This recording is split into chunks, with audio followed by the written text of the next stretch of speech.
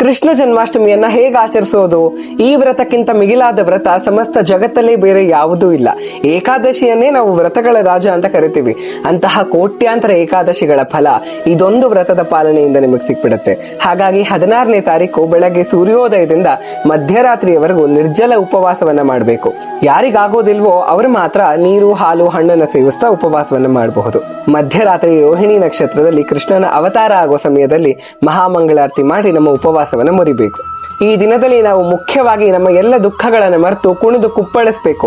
ಯಾಕಂದ್ರೆ ಕೇವಲ ದ್ವಾಪರ ಯುಗದಲ್ಲಿ ಕೃಷ್ಣ ಬಂದ ಹೋದ ಅಂತಲ್ಲ, ಇವತ್ತಿಗೂ ನಿಜ ಭಕ್ತಿ ಪ್ರೀತಿ ಇದ್ರೆ ನಿಮ್ಮ ಹೃದಯದಲ್ಲೇ ಆತ ಅವತಾರ ಮಾಡಿ ದರ್ಶನ ಕೊಡ್ತಾನೆ. ಜೊತೆಗೆ ಈ ದಿನ ಎಷ್ಟು ಸಾಧ್ಯನೋ ಅಷ್ಟು ಜಾಸ್ತಿ ಹರೇ ಕೃಷ್ಣ ಮಹಾಮಂತ್ರದ ಜಪವನ್ನ ಮಾಡಿ. ಅಕ್ಷಯ ಫಲವನ್ನ ಇದು ನಿಮಗೆ ತಂದ್ಕೊಡುತ್ತೆ. ಶ್ರೀಮದ್ ಭಾಗವತದ 10ನೇ ಸ್ಕಂಧದ ಮೊದಲ 3 ಅಧ್ಯಾಯಗಳನ್ನು ಓದೋಕ್ಕಾಗಿಲ್ಲ ಅಂದ್ರೆ ಅಟ್ಲೀಸ್ಟ್ ಕೇಳಿಸ್ಕೊಳ್ಳಿ. ನೀವು ಚನ್ನಪಟ್ಟಣದವರಾಗಿದ್ರೆ ಬೆಂಗಳೂರು ಮೈಸೂರು ಮೇನ್ ರೋಡ್ ಅಲ್ಲಿ ಪೂರ್ವಿಕಾ ಮೊಬೈಲ್ಸ್ ಮೇಲಿರೋ ಸುದರ್ಶನ್ ಉಪಹಾರ್ನಲ್ಲಿ ಸಂಜೆ 5ರಿಂದ 7ರವರೆಗೆ ನನ್ನದೇ ಉಪನ್ಯಾಸ ಇರುತ್ತೆ. ನೀವು ಅಲ್ಲಿಗೂ ಬರಬಹುದು. ಹರೇ ಕೃಷ್ಣ.